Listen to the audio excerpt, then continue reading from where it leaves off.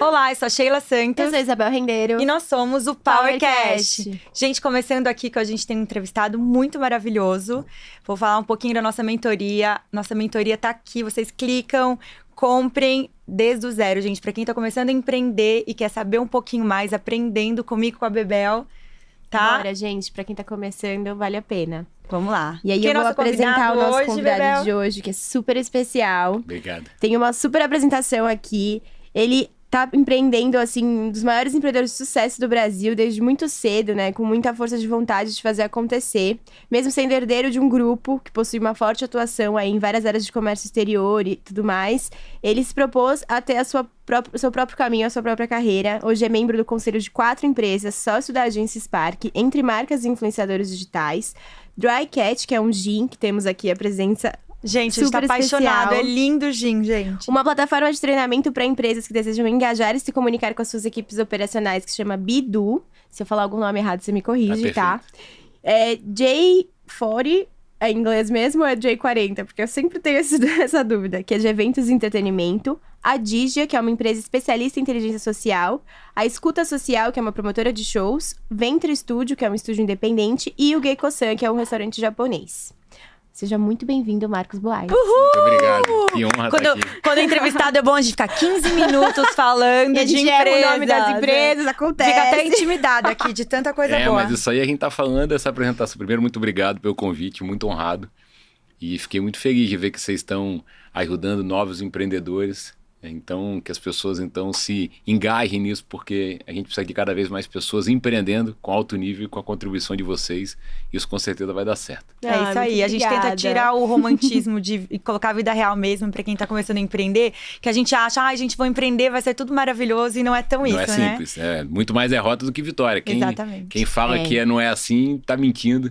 E estamos aqui hoje para falar as verdades. É isso Exato. aí. Queria até agradecer, né, sobre... Eu ia falar sobre isso agora. então pode falar. Não.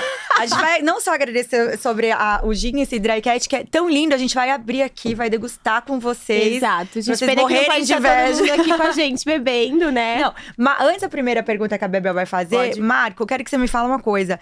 Por que você chegou explicando que ela tem uma cor diferente, né? Porque gin geralmente é transparente. Por que tem essa cor? Então, na verdade, foi uma oportunidade. Eu estava na pandemia no Espírito Santo, minha cidade natal. Essa maluquice que a gente viveu de ficar preso dentro de casa. E aí fui presenteado por esse gin. Já era uma vontade que eu tinha há muitos anos. Eu trabalhei muito tempo com entretenimento, com a noite. De mudar de posição, de fazer um produto que eu acreditasse que tivesse a minha cara. E tinha sido fundado por 2 capixabas. Eu fui impactado. Eram 3 garrafas. Essa é a 4ª. Você vê que essa é uma gata. Todos eles são gatos. E esse tem uma mistura de cereja e com hibisco, então tem um sabor. Espero que vocês gostem. Eu vou abrir aqui, tá, gente? Quer provar. A gente vai provar Tem junto com sido, vocês. graças a Deus, mais um empreendimento aí de... A gente adora quando os devoção. convidados... Energético Dica! Já adoro quando os convidados trazem um presente, né? Que A gente já pode vai fazer um abrindo. drink já, né? O contrato de vocês é vitalício, então acabou, a gente repõe de imediato. Adorei, adorei. Vou Amei. colocar um pouquinho Não, de e o energético. Marcos tá falando sobre entretenimento que ele fez. Eu, de muitos anos, já participei das nights aqui de São Paulo, Nossa. principalmente, que ele teve. Sempre muito perfeito, gente, shows maravilhosos. Deixa Obrigado. eu pegar o seu pra pôr um pouquinho. Vai. Ah, eu abri? Ah, não, eu abri o energético. Ah, tá. Eu ia até falar pra você Dona experimentar. Sheila misturou água nos 2 lugares. Tá, coloca aqui. Um mero detalhe. Deixa eu cheirar. Cheirosíssima. Nossa, tem cheiro de... Vou pôr pouquinho, só pra... Tem cheiro da fruta mesmo, né? É muito Que delícia. gostoso. Não, gente, olha a garrafa. Não sei se dá pra dar um look. Olha que linda a garrafa. Mulher adora garrafa, né? A gente gosta de garrafa. Mas esse pode servir. Depois pode ser Espero que energético. gostem do produto. É bom que a gente... Eu acho que você pôs bastante, mas tudo bem. Que nem no Jô Soares, né, gente? Que tinha gente que eu sei que tomava uns drinks lá. Então, aqui pelo menos a vida é real, né? Mas você quer colocar um pouquinho aí também? A gente vai fazer um brinde. Vou passar só pra não derrubar. Eu já provei antes do brinde, porque eu sou essa pessoa. Eu ia falar, Bel. eu adorei. Não rola o brinde. É muito bom. Vamos lá. Ainda eu tô com a minha xícara do Power. Já mudei. Cheers. Saúde. Saúde. Sucesso pra vocês, viu? Uhul. Super gostosa. E diz que Super quando gostosa. você bebe, você começa a falar a verdade, né? Então, eu acho que foi Vambora. uma Bora pôr mais estratégia. ali, né? Eu acho que foi uma estratégia. Amei. Não, a garrafa é linda, super cheirosa. E o drink é bom. Que bom É. que gostaram, de verdade. Que legal, muito legal. Isso é uma parada. Agora, E é um vamos lá. desafio, né? Desafio fazer uma bebida que, no meu caso, sou capixaba e consegui fazer uma bebida que é a primeira destilaria urbana do Brasil. Poder Uau. chegar primeiro no Brasil e já estamos exportando. Então, está sendo aí um empreendedor novo na área, mas com muita verdade, com muita vontade de dar certo. Aqui no Brasil as pessoas encontram aonde? Hoje a gente é líder no Espírito Santo e estamos começando a chegar em São Paulo, vendo online para todo o Brasil, mas estamos entrando agora numa grande rede de supermercado de São Paulo. Legal. Mas, de novo, a gente fazia 3.000 garrafas, entramos... O Tiaguinho é meu sócio, então o Tiago entrou agora de sócio recente e eu digo que o objetivo de juntar as pessoas são de construir uma sociedade complementar. Assim como vocês duas. Você vê que na hora que vocês foram falar já tinha uma sinergia direta. Sociedade complementar dá certo. Aqui não dá, aí acaba dando errado. Não, a Bel, às vezes eu penso, ela já fez. Como assim, gente? É muito louco isso, isso é né? ótimo. Essa energia é Não, a ótima. gente já deixa o convite então pro Thiaguinho, empreendedor, que tá junto com você. Venha Thiaguinho, a gente tá participar esperando do nosso você. próximo episódio. Aí, Tiago, Temos continuidade no gin com você. Assim, como nada demais. Assim, se você quiser vir participar, a gente aceita. Responsabilidade, responsabilidade. Mas vamos lá, gente, que a gente tem aí uma pauta bem bacana preparada pra você. Minha primeira pergunta já é polêmica. Jéssica, novamente polêmica nos episódios. Adoro a Jéssica. A gente coloca Enfim, a culpa na você Jéssica. tá muito dentro desse mundo dos negócios, né? São inúmeros negócios. Mas eu vou voltar lá atrás, na época, quando, enfim, falar do grupo da sua família, que foi fundado em 1941 pelo seu avô, correto?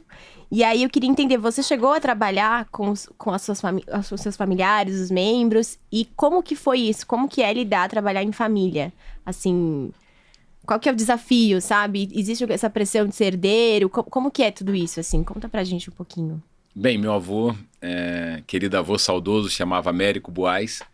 Ele me ensinou o que é ético, o que é moral, o que é fazer diferente. E eu tive a oportunidade, a honra de poder ver ele empreender. Participar dele como empreendedor e sempre como estagiário. Eu comecei lá muito jovem. Essa posição de família me deu a possibilidade de ver, de acompanhar, mas ao mesmo tempo me deu a possibilidade de empreender desde o zero. Sim. Então eu não cheguei porque eu era neto ou filho numa posição que fosse de poder. Isso me fez ter de fato uma visão do negócio. Então a primeira coisa que eu sempre falo para os amigos que têm negócio e querem que os filhos trabalhem, primeiro ver se o filho de fato quer trabalhar no negócio da família. Sim. Mas se de fato acontecer, começar do zero, começar realmente de uma base, porque aí você vai conseguir conquistar uma liderança se ela for verdadeira, né? Porque você é filho do dono, que você tem que estar numa posição de diretoria ou posição de presidência, tem que ser alguma coisa conquistada. E foi uma oportunidade que eu tive de realmente, acho que eu passei algumas fases da minha vida, mas uma das principais dela, acho que a pós-graduação que eu tive de vida foi poder trabalhar nessa empresa familiar, por poder ver de perto uma opção de coisas, mas tinha também uma expectativa. Família Buais, a família libanesa, tinha uma expectativa eu como homem, neto, o homem mais velho do meu avô, de que eu seguisse os caminhos. Pois é. Mas foram muitas reflexões, muita oportunidade de aprender, mas lá eu me apeguei a uma área específica do grupo, que foi rádio, e lá eu pude ter a possibilidade de enxergar o quanto eu amava o entretenimento. E ali começa uma história que Legal. Começa a ter uma reflexão interna minha de falar, peraí, se eu continuar vivendo no Espírito Santo, que é um lugar que eu amo, para mim é um dos lugares mais incríveis do mundo, mas para ficar aqui, vou ter que ter uma relação direta familiar, porque a família é muito conhecida, tem uma área muito diversificada, acho que a questão da diversificação que você fala vem muito do meu DNA, é um grupo que diversificou, investe em alimentos, shopping center, comunicação, mas eu via que o meu propósito não era lá. Então, tive que abrir mão de muita coisa para poder realizar o meu sonho, que era conquistar e fazer o que eu acreditava, que eu Até amava. porque você se autotesta, né? maravilhoso. Será que eu sou bom? Ou será que eu sou bom aqui, né? Que às vezes, não sei se tem isso, né? Mas eu acredito que às vezes quando você tá na aba, né? Naquele guarda-chuva familiar, você fala assim, eu sou bom até quanto? Aí você sai daquilo sozinho e vai explorar e você mesmo nota o que você consegue fazer ou não. Eu acho que tem dois lados, porque assim, você tá lá dentro, você tá numa zona de proteção. Eu costumo dizer, não contrate ninguém que você não possa mandar embora, né? Como é que você manda um filho embora? É muito difícil.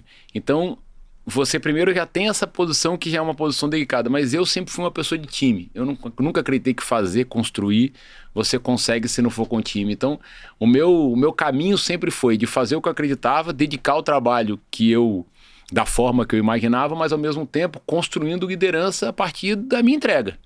A conquista da liderança tem que ser alguma coisa que seja natural. Você não pode impor.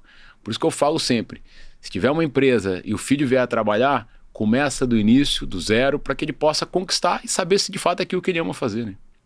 Nossa, eu vou jogar essa polêmica, né, gente? Porque a gente sabe que empresa familiar ou até gestões familiares, que no seu caso começa do avô, tem gente que tem até outras gerações inseridas, tem sim uma bela pressão aí, né? Tanto a pessoa já sabendo o que quer da vida, tanto a pessoa... Eu tenho amigos médicos que já vêm, ou juízes também, que já vêm de gerações sendo... E aí a pessoa não quer ser, ela quebra aquilo, né? Então, assim, é uma responsabilidade que a pessoa nasce já, tipo, você tem que traçar esse caminho. Destinado é um negócio. Exatamente. O que acontece? Eu, particularmente, nasci numa empresa... que, como eu tô colocando, sempre me deu muito orgulho. Eu sempre tive muito orgulho de ser filho de quem eu sou, de ser neto de quem eu sou. Mas muitas das vezes as conversas da empresa estavam imputadas nas reuniões familiares. Natal, Réveillon, você estava ali com a família toda e a conversa muito nutrida pelo negócio, falando de negócio. Então, sempre teve no meu dia a dia o negócio como parte do lifestyle de vida. Não conseguia dividir o que era prazer e o que era trabalho. Era uma coisa muito junto. Então, quando eu tive a oportunidade, depois de eu estudando, fui defender essa ideia para meu pai. Eu falei, pai, eu queria trabalhar aqui no grupo, eu queria ter uma experiência de trabalhar. Eu queria unir prática com teoria. Estou estudando. Meu pai tinha muito medo de eu parar de estudar. Falei assim, ó, você vai querer começar a trabalhar para poder começar a ter teu próprio recurso e aí você acabar parando de estudar. Eu falei, não, vamos criar um plano. E aí meu avô também defendeu essa ideia de que eu devia ter essa oportunidade. Então, quando eu comecei, eu tive a oportunidade de começar como estagiário, primeiro de uma área do grupo que era de alimento, passei pela possibilidade de ver tudo ali de perto, depois fui para a holding, consegui ver todas as empresas e depois eu fui para a área de comunicação.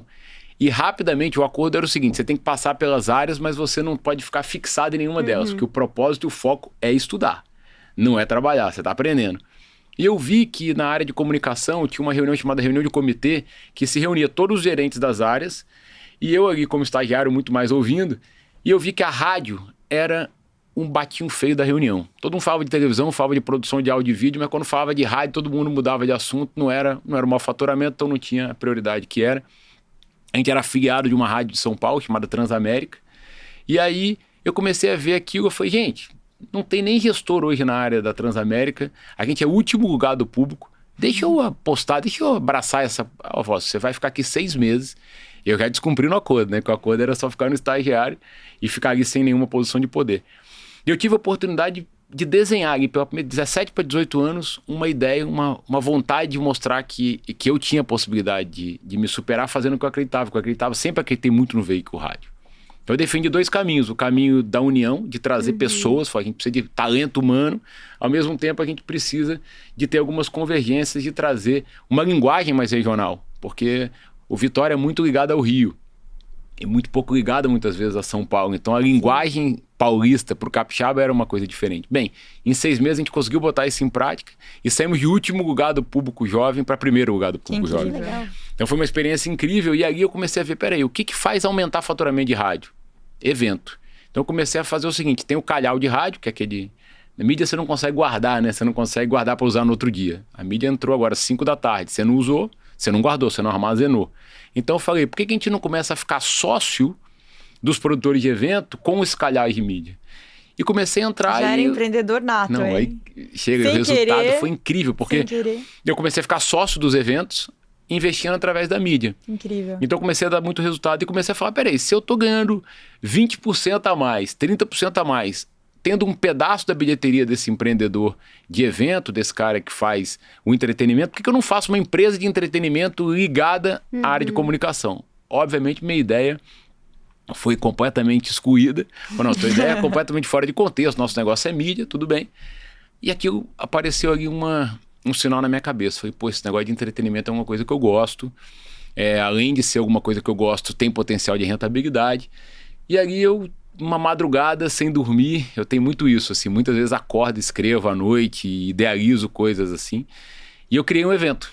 E aí mudou minha vida. Desde a criação, que eu escrevi o nome Vitória Pop Rock, pensei em como seria o formato, mudou minha vida. Porque eu vi que se eu amasse o que eu fizesse, se eu acreditasse no que eu fizesse, eu podia fazer com que o que ninguém acreditasse, o que não era o habitual, virar um sucesso. É aí que eu falo que o empreendedor vai, né?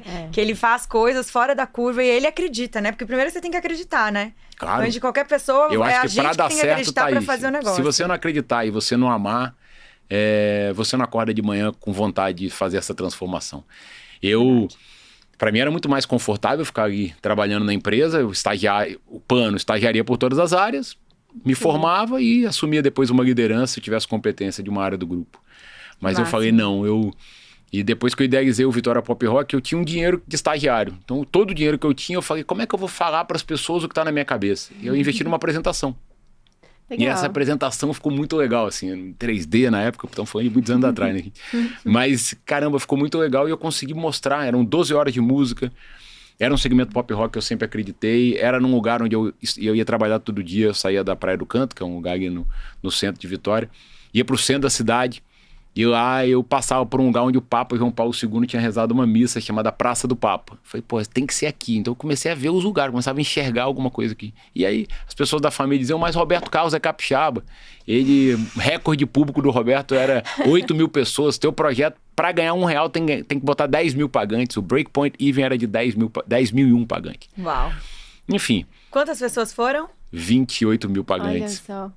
Então, ousado, foi muito legal, assim, porque aí eu vi, assim, eu brinco com os amigos do esporte, não tenho muita habilidade no futebol, mas sei que o êxtase que deve ser você fazer um gol num estádio de futebol. E talvez tenha sido essa sensação que eu tive quando eu subi no palco e vi aquele mar de gente. Olha, meu sonho foi conseguir colocar em prática. Idealizei, consegui convencer as pessoas, porque não é só o meu sonho, tem que virar sonho de muita gente, né, para as pessoas acreditarem. Sim. E aí eu consegui ganhar dinheiro. E aí eu tomei a decisão. Para que eu fosse feliz, para que eu pudesse construir uma história feliz, eu tinha que abrir mão desse ambiente familiar de proteção e que eu tinha que também investir nos meus estudos. Então, parte desse dinheiro foi investir na minha pós-graduação, fui morar no Rio de Janeiro, fiz marketing na Fundação Getúlio Vargas e aí começa essa história maluca que eu comecei lá atrás. Você tinha quantos anos quando você idealizou? Primeiro Vitória Pop Rock, 18 anos. Caramba. Que incrível. E aí eu fiz 10 anos. Mas aí, a partir do segundo pro terceiro, foi quando eu fui morar no Rio. E mesmo morando fora, eu continuava empreendendo lá e continuava fazendo evento. Passou a ser meu ganha-pão, um evento. Aí eu comecei, a partir daí, construir algumas oportunidades e... Eu até quero fazer uma pergunta. Você falou da rádio... Você sabe que quando a gente resolveu fazer o podcast, eu falei, voltou o formato de ouvir, né? Porque, tipo, era visto, Sim. né? Aquela coisa, daí foi pra parte de YouTube, mas assim, o podcast, quando ele começou a estourar lá fora, e, sei lá, 2, 3 anos começou a ter mais força pra cá, você vê, as pessoas começaram a voltar a escutar, tô aqui no Spotify ou no iTunes, qualquer outro que seja o lugar que escute, tá? A rádio que seja, mas ele tá parando pra ouvir, porque eu acho que o podcast em si é a nova rádio, né? De um formato, assim, diferente, mas ela tá onde? Tá no carro, no ônibus, onde ela quiser, no avião, ela pode escutar o programa dela. E assim, o que me estimula, que eu sempre amei de rádio, e também... tem essa coisa do podcast, de você estar onde você quiser, da forma que você quiser. Nesse caso, a gente já está evoluído porque tem filmagem. Mas no caso de rádio, uma das coisas que eu fiz nesse momento que eu assumi a rádio foi criar um slogan. A gente tem um shopping em Vitória, chamado Shopping Vitória, o Grupo Boaz, e aí eu falei, puxa, por que a gente não cria uma rádio que todo mundo vê? Porque todo mundo tem curiosidade de saber como faz rádio, né? Se a pessoa, como é que ela tá vestida, como é que ela é. Ela imagina, né? Imagina tudo. Então... Gente, eu posso contar um segredo aqui? Pode. Quando eu era criança, lá em Marechal, época, eu sei lá, tinha uns 12, 13 anos, passava, lá tem algumas rádios locais, ela é pequenininha até hoje, mas ela tem várias rádios, pro tamanho que ela tem várias, eu acho que tem bastante. Ela passava ao vivo do carnaval. Então, sabe aqueles caras, os jornalistas que iam, tipo, nos lugares, falavam, olha, tá tal lugar, não sei o quê. E eu lembro que era noite, tipo, já era tarde pra mim, pela idade, tipo, 9 horas, tinha que dormir 10 horas. Eu colocava na rádio, no meu radinho, sabe? Tipo, colocava o fone e ficava imaginando quando o cara passava, ou a mulher passava, olha, a gente tá aqui em tal carnaval e tá desse jeito, vamos entrevistar tal pessoa. E eu ficava imaginando esse negócio que você não vê. Aí eu ficava imaginando, nossa, que legal, deve estar cheio de gente. E assim, obviamente que depois, quando eu comecei a sair, você tem aquela criação na sua cabeça, você vê, não tem nada a ver com isso, não sei o quê. Mas o jeito que eles passam pra você vai com a imaginação muito mais além, né? Isso sempre é meio rádio. Louco, você pode entrar ao vivo agora, alguém por telefone, né? Televisão você tem, pra você movimentar, com a internet tudo mudou, mas na época, para você fazer uma entrevista de televisão, movimentava câmera, repórter, uma opção de coisa. Rádio, você queria entrar com uma entrevista de rádio, até para promover o evento, entrava o artista de São Paulo, do Rio, de onde fosse. Então, foi uma experiência incrível. E foi a primeira vez que eu senti que de fato era o que eu amava fazer e era o que eu acreditava. Essa adrenalina do empreendedor. Não existe esporte mais radical do que empreender, gente. Não. Que legal. Não, vai chegar nossas frases ainda. Verdade. Vamos lá. Acho que ele já respondeu. Já, é bom que entrevistado bom já vai respondendo várias. Como é ser conselheiro e dono de várias empresas e como você faz o gerenciamento dos negócios? Boa cola, hein, gente? Olha, você falou da Jay, né? Por que Jay e por que 40? Porque lá atrás, eu com 17 para 18 anos, criei essa holding. Eu sempre admirei muito o Jay-Z. Você já criou uma holding com 17 anos? Com 17 anos, porque Entendi. eu sabia que eu ia diversificar. Ok, pessoal, tá bom. Eu preciso diversificar. Como eu tinha passado, eu tive esse privilégio de passar dentro do todo o meu planejamento de estágio. Eu passei pela holding, eu entendi que a holding era uma empresa mãe, que ela não comprava e vendia nada, mas ela administrava todo um contexto de conglomerado. Sim. Eu falei, então, como eu não quero investir só num caminho, eu preciso já ter essa holding. E aí eu botei J40. Por que J40 ou J40? Porque eu vi que eu tinha essa coisa, dessa admiração pelo Jay-Z. Eu achava ele com uma história incrível de um cara que tinha saído de nada. Né, gente? Até hoje. Pra mim é o maior de todos. E eu me espelhando nessa história, eu sempre tive comigo uma coisa de idealizar o que pudesse acontecer, ter meta e objetivo. Né? O que eu quero pro ano que vem? O que eu quero para daqui a 2 anos? Né? O que eu quero pra minha vida daqui a 10 anos? Quando eu tiver 40 anos, eu vou estar explodindo. Ou quero ter 40 empresas. Olha a ideia. 40, eu falei, eu quero 2 coisas. Ser mais empresário do que empreendedor. O que isso quer dizer? No meu ponto de vista, ser mais empresário, ter mais dinheiro na conta e correr menos risco dessas loucuras que é empreender. E o outro era sair da posição de executivo e ir para a posição das empresas de estratégia. Uma eu consegui. Hoje eu sou parte do conselho de todas as empresas que eu participo, participando efetivamente da estratégia da companhia. Mas a questão de empresário e empreendedor, esquece, não consegui. Meu dinheiro está dentro do empreendimento. Enfim, tenho todo o apoio na parte de resultado financeiro de um banco de investimentos que me apoia, que é o BTG, mas grande parte aí hoje ainda continua na parte do empreendedorismo. Então eu acredito demais que você precisa, até para você ser feliz, você precisa estar nutrindo o que você ama fazer e cada vez mais descobrindo outros caminhos. Eu fui descobrindo no decorrer da vida outras coisas que eu amava e que eu acreditava. Não, e a veia empreendedora, né? É muito difícil desligar. Porque você fala assim, não, eu quero chegar a tal idade, eu não vou mais fazer, vou dar uma desacelerada. Aí você desacelera, você fala, tá faltando alguma coisa na minha vida, o que eu faço, né? Eu não consegui cumprir essa, então J40 por isso. Massa. Muito bom. Ai, minha vez. A louca. Já tava aqui. Que legal, me conta mais. Fica tão encantada, né? Que até esquece. Como que você lida com os seus erros nos negócios? Pois é. Eu fico às vezes conversando com os empresários. Eu vivo vendo nesse meio as pessoas só falando de vitória. Gente, errei muito mais do que acertei. A gente tá falando aqui de tantas empresas que vêm dando certo, mas tiveram outras tantas que deram muito errado. E você, fazendo a reflexão do porquê que deu errado, muitas vezes empresas que no papel faziam muito mais sentido. Que você falava, puxa, a hora que eu me unir com essa e essa empresa, ou com essa e com essa pessoa, a gente vai se tornar imbatível nesse sentido. Mas grande parte delas que deram errado, eu tenho algumas, hoje, percepções. Ego não combina com negócio. Sociedade que não seja complementar não combina com negócio. Então, eu sou um cara que acredita em sociedade. Todos os meus negócios que você citou têm um sócio. Por quê? Porque eu não acredito que ninguém é bom em tudo. Olha as dicas, tá, gente? Eu acredito muito, assim, na sociedade complementar. Agora, quando o teu sócio faz o mesmo que você, em algum momento vocês vão bater cabeça, em algum momento vocês vão... Outra coisa que eu acho, construir o teu sonho e fazer esse sonho se transformar no sonho das outras pessoas. Ser generoso em discutir isso com as pessoas desde sempre. A Spark é um projeto que comecei eu e outros sócios, e hoje estou eu e o Rafael Coca e o Rafael Pinho, uma empresa de grande sucesso, graças a Deus, no segmento de mídia digital, mas os dois começaram sendo executivos da Nine, uma empresa que eu tinha com o Ronaldo. Eu lembro. Então, eles são dois craques que estão hoje colocando essa companhia onde estão, com esse time fantástico que eles construíram, mas são meus sócios. Começaram com uma participação, hoje tem uma participação muito maior, onde a gente divide o negócio. Então, por quê? Porque não se faz negócio sem um time. Não acredito nisso. Então, eu acho que falar de erro para mim é muito fácil e com muita humildade. Eu aprendi 100% com eles e tive muito mais erro do que acerto.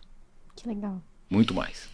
Ai, Não é fácil. Tô amando, gente. Não, é ótimo, sabe por quê, Marcos? Muita gente começa a empreender, que é o que a gente tava falando antes. Ela cria no papel, é que nem estudar. Você tá na faculdade, né, gente? Tá tudo maravilhoso. Olha, você faz tal fórmula, mas no dia a dia, no vamos ver, não é... Porque empreender é você se doar todos os dias. Tem dias que você tem mais tempo, que você faz mais coisas, tem dias que não, mas... Realmente, a fórmula, não tem fórmula. Tipo, a gente sabe um caminho, olha, isso aqui funciona, se você fizer tal coisa, funciona, mas não tem um caminho, tipo, você tem que fazer tal coisa para ter muito sucesso. Tem um caminho de você fazer, principalmente, gestão financeira, né, gestão de pessoas, tem colas, assim, de caminho, mas às vezes é muito bom numa área que a outra área não funciona a mesma cola, né? Mas a doação de você todo dia move on é diferente. Então, eu acho que empreender... E na derrota ainda é uma coisa que você vai se perguntando, para onde é que eu errei? Por que eu errei?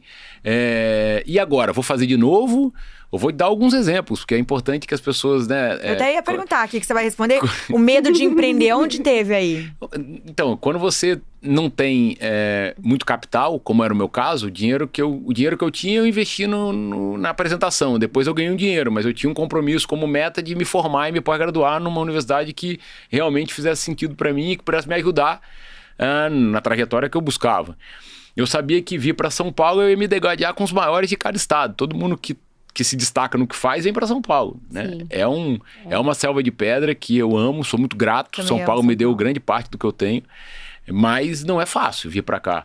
Ainda mais você sendo de um lugar pequeno. Então, assim, eu era um capixaba. Ninguém sabia da história da minha família. Eu nunca vim com essa credencial, porque eu nunca tive apoio financeiro nesse sentido da minha família. Eu não cheguei com um cartão de crédito aqui, chegando, participando de festas ou de mesas para me chamar a atenção das pessoas olharem. Não, eu sempre fui um cara muito humilde no que eu acreditava. Eu tinha que valorizar o que eu tinha, porque meu dinheiro era contado.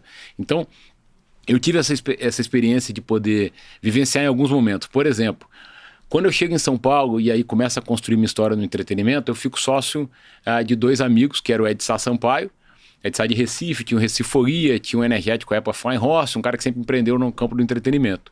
O Ed Sá me apresenta o Pedro Paulo Diniz, e o Pedro Paulo tinha voltado para o Brasil porque tinha corrido de Fórmula 1 e estava trazendo um empreendimento que era a Fórmula Renault. E o Pedro, então, o Ed Sá marcou um encontro porque o Pedro queria fazer a Fórmula Renault no Espírito Santo. Então, gente, foi a época que eu conheci vocês. Tipo, lembra disso? Quantos anos isso? Tem mais de 20 anos. Ontem. Porque teve a Renault lá em Londrina. Eu participei, você lembra? Eu lembro demais. Então, foi nessa época. O que acontece? O Ed Sá me apresenta ao Pedro com o intuito da gente fazer a Fórmula Renault no Espírito Santo, fazer em Vitória. Pedro identificava que a corrida de rua tinha que ser em Vitória, porque tem ali rodeando o mar. Eu falei, putz, se eu conseguir aprovar, o Ed Sá me deu essa missão, a gente almoçou, foi, olha, eu vou levar para lá para o Espírito Santo. Não é fácil, porque você precisa fechar a maioria das vias de acesso da cidade. E eu falei, vamos focar para a gente, se eu aprovar, eu tenho uma possibilidade de construir uma história em São Paulo. Consegui aprovar. Quando eu fechei o negócio no Espírito Santo, foi um contrato de 3 anos. Pedro me chamou e falou, olha, eu tenho aqui uma comissão para você. Você conseguiu conectar as partes e você tem um resultado para você captar e você ganhar. Foi, Pedro, faz o seguinte, em vez de você me dar uma comissão, vamos empreender junto? O Ed Sá tem o Reciforia e tem outros projetos. Você tem a Fórmula Renault. Eu tenho o Vitória Pop Rock, eu tinha um evento de moda que era o Vitória Fashion, Recife Fashion. Vamos colocar tudo dentro de um projeto. E ele falou, mas vai ser ruim para você, vai ser mais... Porque você vai ganhar muito mais dinheiro se você ganhar a tua comissão. Eu já tenho meu escritório, já tenho um negócio. Falei, cara, mas para mim, a gente divide essa empresa em 3, justo, porque o Ed Sá quem nos apresentou. E eu quero ser executivo dessa empresa. Então foi como eu cheguei em São Paulo. Podia ter ganhado um dinheiro, se eu pensasse no curto prazo, um dinheiro muito maior. Mas eu queria construir uma base para poder construir o que eu acreditava. Em 6 meses a gente era a maior empresa de entretenimento do Brasil, chamava Host. Foi quando a gente fez a Lotus, a gente aí... Eu amava, era a minha balada favorita, gente. Juro pra vocês, às vezes eu tava dormindo, meus amigos todos mandavam mensagem, tava todo mundo lá, eu falava, 1 da manhã, vamos. Acordava e ia pra balada. Tipo, era uma galera, tipo, todo mundo amava. Foi uma das melhores baladas que São Paulo teve. Foi um desafio, porque o que acontece? Eu me lembro do Mário Bernardo Garneiro me procurar e dizer, olha, já que vocês têm uma empresa de entretenimento, eu tô com uma missão há algum tempo de 2 amigos de Nova York, que era o Mark Baker e o Jeffrey Jah, de fazer uma Lotus no Brasil. Foi numa nossa empresa de entretenimento, evento. Aí fizemos uma reunião, fomos para Nova York e os nova-iorquinos, com o sucesso que eles tinham, me convenceram numa fala. Falei, não, peraí, mas casa noturna é nada mais do que um evento por dia, toda abertura que você tem. Falei, faz sentido, é verdade. Toda vez que você abre a casa, você tem um convite, você tem uma atração. Gente, era lotada. Não é, o Brasil Hugo? Inteiro vinha. Lotado, o Brasil inteiro. Era assim, era ali no WTC. E assim, era lotado. Eu lembro que eu chegava, assim, podia ser o dia que fosse. Você chegava, tava assim, embaixo, lotado de gente porque era ficar... Não era no rooftop, mas era, tipo, bem alto, não, né? Olha como é que foi isso. Quando eu falei pra isso, eu falei, então tá bom, eu topo, mas vão abrir 3 vezes por semana. Eu falei, você é louco, não, a conta não vai fechar. A gente abre em Nova York 7 dias por semana. Eu falei, não, 3 dias por semana pra gente criar a dificuldade. Vamos abrir quarta, sexta e sábado. E era, gente. E a gente começou a criar essa dificuldade. E construindo essa dificuldade, e aí dando um passo pra trás, a gente começou a rodar onde fazer. Eu me lembro da imprensa me batendo, dizendo que o capixaba quer mudar a localização da noite de São Paulo. Muitas das boates eram Jardins e Itaim. E a gente faz no WTC, no meio da Marginal Pinheiros. e foi um sucesso. Então, assim, a gente quis, desde o primeiro momento, construir essa questão. Então, a gente chega, a host consolidada, surge uma oportunidade de uma pessoa que eu tenho uma grande admiração, que é a Flora Gil, mulher do Gilberto Gil. A Flora me liga e fala, olha, o Gil virou ministro. E a gente tem uma vontade de trazer sócios pro Expresso 2222, que é um camarote no Carnaval, lembra? Eu falei, olha, Flora, a gente tem super interesse. Ela mostrou o plano de negócio, fazia muito sentido, era um projeto rentável, só que tinha uma diferença. Todos os eventos que eu fazia, você tinha... Como é que você ganha dinheiro com o evento? É importante as pessoas saberem. Você ganha dinheiro com o evento. Vendendo ingresso, gente. Você vende bar, você vende patrocínio. Então são as formas que você tem para se viabilizar. No caso do Expresso, a Fora sempre se viabilizou através apenas da venda de patrocínio. Então você tinha 1.000 pessoas no camarote por 5 dias de carnaval, você tinha a sua rentabilidade. Vender o camarote custava tanto, você vendeu para um patrocinador vezes tanto, e a sobra era a diferença entre outros. Bebida, comida, ingresso era tudo de graça. A pessoa ganhava o abadá, não comprava o abadá. Legal. A Preta também era embaixadora, era alguma coisa também, não era? Preta sempre foi muito amiga minha e... Adoro ela, e a gente, nesse momento, quem me apresenta, inclusive, afora, foi a Preta. E, puxa, eu falei, Preta, tenho muita vontade de fazer, os números são ótimos e vamos investir. E a gente faz uma homenagem nesse ano para Ivete Sangalo, por conta dessa questão que o Gil tinha ido para o lado político. Então a gente faz Expresso 222, homenageia Ivete Sangalo. Muito bem. Quando a gente lança o projeto, a gente tinha ali 10 anos de resultado, então a gente tinha ali todo o storytelling de como tinham sido os resultados. Um irresponsável jornalista coloca uma nota dizendo que a host passava a ser, naquele momento, testa de ferro do Gilberto Gil no empreendimento. Um absurdo. Mas aquela nota irresponsável acabou causando danos. Por quê? Porque como é que a gente se rentabilizava? Com patrocínio. Aquele patrocinador que acompanhava o projeto há muitos anos, muitos deles resolveram não participar. Que horror. Então foi assim, a gente pegou e passou 5 dias de carnaval com prejuízo astronômico, eu tendo que rir pra todo mundo. Né? Nem dormia. Eu não podia vender o abadá porque não era contexto.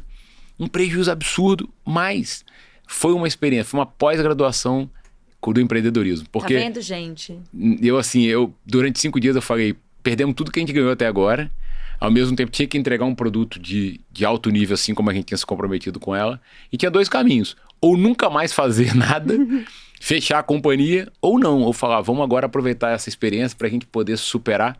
E graças a Deus a gente não desistiu. A gente teve aí o outro ano, ganhamos o prêmio de melhor camarote do Carnaval de Salvador. Legal. Então não, foi... Isso tá me lembrando, quando eu gravei com o Medina, ele contou também um caso assim, que quando eles gravaram o Rock in Rio, deu tão errado, que eles tiveram que vender o prédio deles pra não falirem.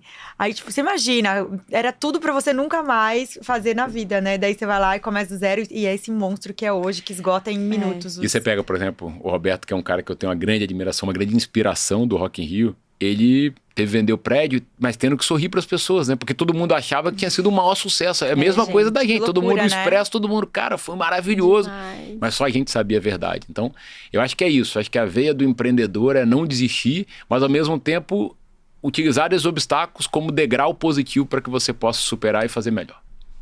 Tanto que foi um sucesso, né? Foi um sucesso. Não, e o mais incrível, eles não desistiram, né? Porque se alguém pega, tipo, se não é empreendedor mesmo, fala, não quero nunca mais esse trauma, acabou com a minha vida. É verdade, gente. É verdade. Gente, que fantástico. Estão pegando as colinhas aí, porque eu tô amando. Eu não tinha dúvidas que hoje seria incrível. Obrigado. Já não sei nem mais que ponto a gente tá aqui.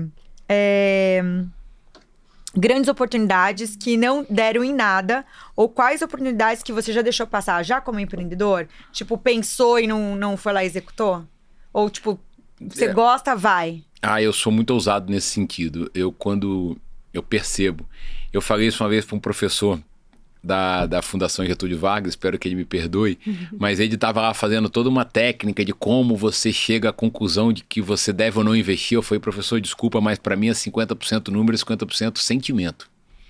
Ele falou, mas como é que você quantifica sentimento? Eu falei, sentindo, não tem outro jeito. Então, quando eu tomei a decisão de empreender com Vitória Pop Rock, claro que o que as pessoas falavam fazia muito sentido. Peraí, o senhor Roberto Carlos é o rei da música brasileira. E aí ele colocou 8 mil pagantes como limite. Como é que você quer fazer o primeiro festival de música da cidade ter 10.001 pessoas? Era arriscado. Ninguém nunca tinha visto 12 horas. A ideia era, só pra vocês entenderem, eram 7 bandas, 12 horas de música, numa cidade que não tinha esse perfil. Então, era uma mudança de conceito.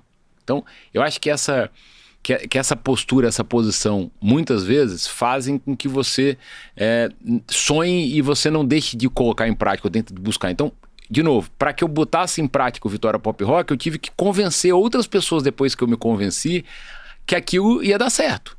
Então eu tive que convencer o patrocinador que acredita em mim, o investidor que acredita em mim. Então não é simples. Muita gente para convencer, né? Meu Deus. Mas aí quando dá certo, você começa a ganhar uma credibilidade com o mercado, mas principalmente você começa a ter uma conversa com o teu espelho, que é teu melhor amigo. Eu costumo dizer, liderar é um ato solitário, gente. Tomar decisão é um ato solitário. Às vezes você tem que tomar a decisão de fechar uma empresa, muitas vezes você sabendo que tem uma opção de família que depende daquilo. Sim. Mas você tem que saber que aquele é o melhor momento, e que muitas vezes aquela pessoa tem que saber parar. Da mesma forma, a hora que você vê que a empresa não está indo certo, mas que tem um potencial grande. Então, voltando ao Vitória Pop, tudo dizia, caminhava para dizer que não ia ser alguma coisa possível. Mas, na hora que você se dedica, as coisas podem acontecer. Então, acho que essa questão é muito importante para quem empreende. Se você pega e vê uma oportunidade, você sonha com ela, coloca ela no papel, tenta convencer outras pessoas, viu que aquilo é possível e você acredita, vai com tudo. Fundo. Não diz assim. E quantas vezes eu ouvi, gente, de professor, só vai. Quantas vezes eu ouvi de professor, muitos que falavam, cara, você não vai dar em nada. Eu sempre fui uma pessoa muito, né? A minha percepção da aula era muito na minha cabeça. Eu via, não era muito de dever. Não era muito de escrever o que eu estava aprendendo. Eu era muito de captação daquilo e de interpretação. Então eu ouvi muito. Então, assim, acho que muitas das pessoas que estão aqui nos vendo, nos ouvindo, ouviram, você não vai dar certo. E não foram pra Teu frente. sonho é ruim, né? Não acredite. Muitas pessoas te fazem desacreditar de você próprio. Não escutem essas pessoas. E mesmo que seja alguém da sua família, tá? Acredite em você, se você de fato acredita naquele sonho. Não pode, eu acho que quando você tem um sonho e o mais difícil é a gente acreditar. Acreditou, vai. Porque se parar pra pensar, só tem problema. Sim. Né? Só tem problema. E as grandes ideias, eu acho que hoje eu vejo no mercado de pessoas que foram ousadas mesmo. Empreender é ousar. E vocês são um exemplo disso. Assim, a gente, quando chega em São Paulo, tu construiu alguma coisa. Quantas vezes, gente, eu tenho tudo no Espírito Santo. Eu, tenho uma estrutura familiar super estruturada. Eu tenho, na época lá, o grupo tinha 4 empresas. Eu sabia que eu podia, se focasse, me colocar à disposição de construir uma liderança em algumas delas. E eu acordava aqui de madrugada, não tinha nada, não tinha escritório, não tinha nada, às vezes chorando de madrugada, mas transformando aquele choro em energia no dia seguinte e falando, é o que eu acredito, eu vou continuar batalhando, vou continuar batendo na porta das pessoas, vou continuar tentando fazer com que as pessoas acreditem no que eu tô acreditando. Que incrível. E graças a Deus vem dando certo. Que incrível. Já deu certo, né? Graças a Deus. Já deu muito certo. E a gente tá aqui falando do mundo de entretenimento e tudo mais, e veio a pandemia, né? Você chegou a preparar suas empresas pra pandemia? Como que foi passar por essa fase? Eu acho que ninguém estava preparado para isso, né? Eu acho que pandemia foi... Eu, pelo menos, tirei muitas experiências a partir dela. Primeiro, no campo pessoal. Acho que quem viveu a pandemia e sobreviveu, eu acredito que tem que ter mudado como ser humano. Eu mudei muito. Eu acho que você valoriza mais as pessoas que estão do teu lado, você valoriza a sua vida. Você acorda todo dia agradecendo que você está vivo, que você está com saúde. Porque foi uma pandemia que mostrou que não tinha divergência de cor, né, de dinheiro. Então, eu acho que nesse sentido, eu me transformei numa pessoa melhor. E no campo de empreendedor, né, foi um susto. Eu me lembro de uma reunião de conselho uma semana depois da pandemia, onde o Shopping Vitória, que é o shopping da família, nunca tinha fechado na vida. A gente estava começando a fazer um planejamento do seguinte, e se for 1 mês, e se for 3 meses, e se for 6 meses? Como é que você sobrevive? Deus, Você nunca... 2 anos. Né? Então, assim, os Eu planejamentos... muito otimista. 15 dias passa. 15 dias passa. E como é que você planeja, você tendo, né, um ano que a gente normalmente faz, todas as empresas que eu sou conselheiro, a gente fecha o planejamento estratégico em outubro antes. Então você pegou todo o planejamento estratégico de todas as empresas e jogou fora. Mas eu tive por exemplo, algumas questões que eu acabei aproveitando de estar aí na posição de pai. Sempre fui uma pessoa que quis estar presente na vida dos meus filhos, mas muitas vezes você com viagem, com a vida tripulada, você não tá. Mas eu me vi 3 dias depois sendo professor do meu filho. Então, né, tava sendo uma experiência incrível. Ao mesmo tempo, Drycat surge na pandemia. Já era uma empresa consolidada regional, mas fui presenteado, já era uma vontade que eu tinha, já era um sonho antigo. E deu esse match, deu essa possibilidade de a gente construir aí através de um grupo. E a gente aí cresceu, a gente fez uma fábrica nova, terminamos agora. Então, o Gin, a minha sociedade no Gin surge na pandemia. E tem uma outra que me dá muito orgulho, que é a Venture Studio. O que é o Venture Studio? Venture, eu sempre admirei muito o Celso Loduca, que é um publicitário que eu tenho uma grande admiração. E o Celso lança o Venture com outros 5, 6 sócios e constrói ali um estúdio de ideias, não é uma produtora. Mas o que eu me vi em casa fazendo na pandemia? Vendo streaming.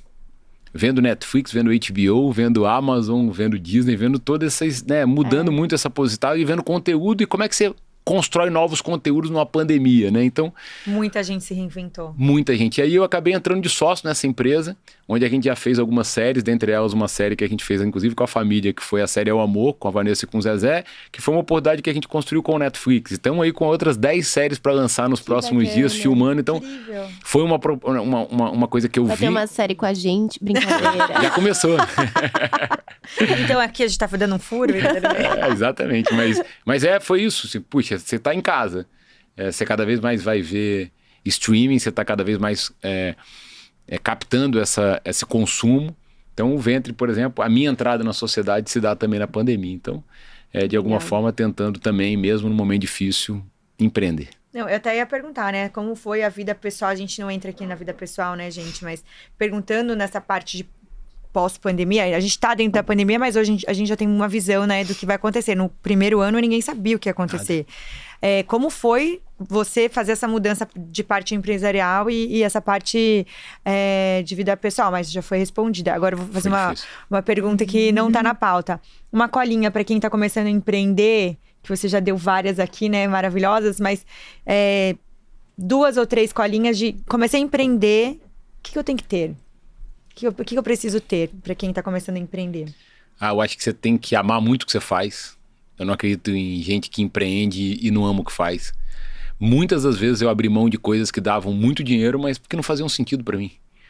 Como é que eu ia estar ali apenas... Por quê? Então, para mim, tem que ter propósito. Eu acredito muito que você tem que acreditar demais naquilo. Porque se você acredita, mesmo que ninguém acredite, você vai fazer. Eu vejo essa turma de startup, eu sou muito fã dessa turma, porque eu costumo dizer que os sensatos vivem um mundo normal, né? Vivem o que você está habituado a ver no mundo todo dia. Os insensatos são aqueles que fazem o mundo se adaptar a eles. Eu sempre me vi como um cara mais insensato. Então eu sempre achei que, puxa, mas peraí, vamos fazer um gin? Não, tem tanto gin importado muito, muito bom, pra que eu vou fazer um gin no Brasil? Não, é porque a gente pode fazer melhor que eles. Você tem que acreditar nessa possibilidade. A turma de startup faz essa mudança, né? Eles têm essa audácia, essa ousadia. Então, acho que essa ousadia é parte também da crença no que você faz e de amar do que você faz. Então, seja ousado, não escute essas vozes que vêm, infelizmente, para poder colocar obstáculo nos nossos sonhos. É você amar muito o que você faz e você acreditar muito no que você faz.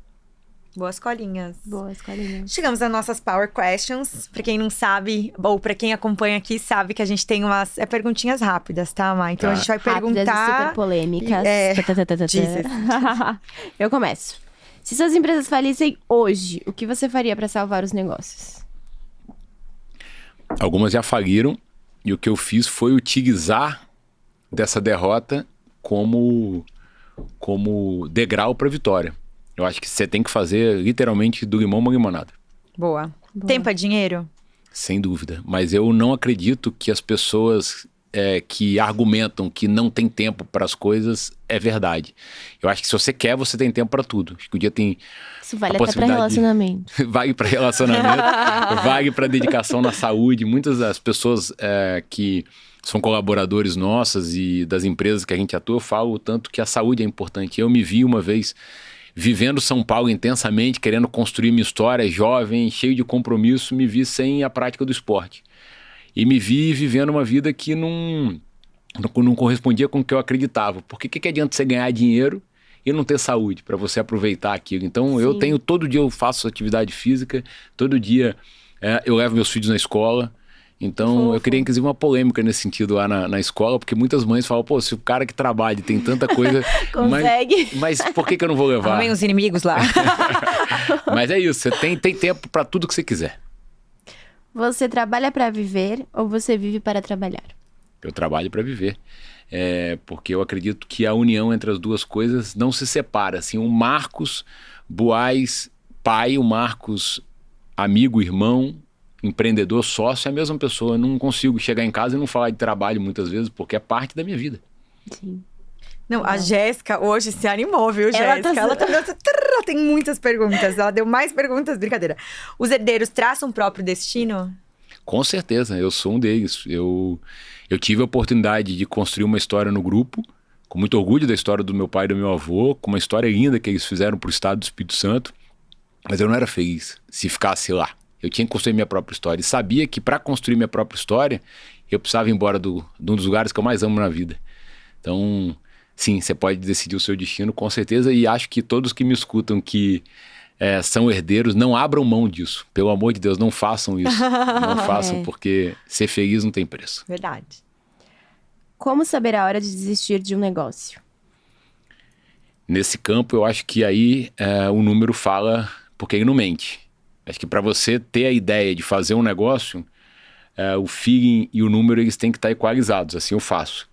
Mas na hora que você vê que o negócio não está indo bem e que você está tendo um prejuízo contínuo e sem possibilidade no curto prazo ou no médio de você reverter, tem que ter humildade e parar. Justo. Empreender vale a pena? Muito. Eu amo empreender. Eu acho que não sei como seria a minha história se eu não tivesse a possibilidade de... Porque eu acho que empreender é transformação em realidade.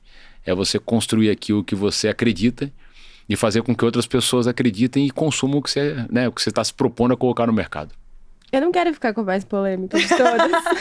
Ela fez propósito. Foi? Pode falar. Estamos aqui para isso. Ai, meu Deus. Tá bom, só pra gente finalizar, então. Como foi empresariar a Vanessa, sua mulher? E por que você deixou de ser empresário dela? E qual você diria que foi o maior desafio desse momento? Então, na verdade, eu nunca fui empresário. Na verdade, eu sempre entendi que ter uma relação com alguém acaba sendo alguma coisa que você tem que dividir o tempo inteiro. Conhecimento, derrota, vitória, a hora que você chega em casa, é um momento de você construir essa interação. Então, eu sempre entendi que para que ela pudesse ser feliz, eu ser feliz, a gente podia nos ajudar, né? A gente podia contribuir um com o outro. Então, no momento em que eu tive essa oportunidade, eu tive a certeza que misturar negócio com família não deve ser feito. Porque eu acho que compromete. Em algum momento, que a gente falava aqui antes do projeto, né, do programa, hoje eu tenho a prova viva de que se por acaso for comprometer a amizade, eu não faço... Entre o dinheiro e a amizade, eu fico com a amizade. Porque eu acho que é uma coisa que tem que prevalecer. Então, eu acho que em algum momento, nessa contribuição que eu dei à Vanessa, a gente teve ideias diferentes. Ela tinha perspectivas diferentes do que eu acreditava. E eu sou um cara que, para ter saído do Espírito Santo, para ter falado a verdade que eu falei para minha família, eu não posso deixar de falar as verdades que eu pude falar para ela naquele momento. Mas continuo sendo um grande operador do que ela precisar. Adorei, como homem, como marido. Muito obrigada. Adorei, gente. A gente teve Marcos Buais aqui, esse empreendedor maravilhoso. Incrível. Obrigada, Má. Muito obrigado a vocês. Marcos, como a gente acha você? Como pra quem tá assistindo aqui, acha você nas mídias sociais? Deixa aí todas as colinhas. Então, eu normalmente uso minha rede social para mostrar minha vida pessoal verdadeira. Não tem a coisa de ficar ali dando dicas apenas de empreendedorismo ou falando de coisas aleatórias, mas sim quem eu sou, minha verdade. Eu costumo dizer que o maior ato de empreender é ser pai. Não tem nada mais difícil na vida do que ser educar. Então, Saiu a frase!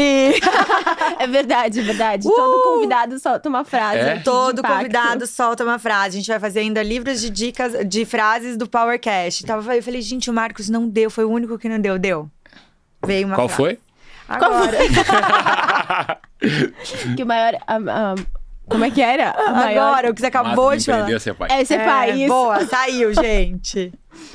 Mas é isso, eu fiquei muito honrado de ter sido convidado por vocês e posso falar, vocês são um sucesso, vocês são Obrigada. complementares e foi uma experiência incrível poder falar aqui, Obrigada. debater um Ai, pouco com obrigada vocês, mas eu por tô ter lá, participado. @MarcosBuais, que é minha rede social, e aí eu converso com as pessoas, a gente debate, a gente se conhece. Que legal. Gente, Obrigada. comentem, curtem, compartilhem com todos os amigos. Assinem o canal. Ah, é verdade, gente. Se inscrevam em nosso canal e mandem para todos os amigos. Obrigada, gente. Um Obrigada. beijo. Tchau. Tchau.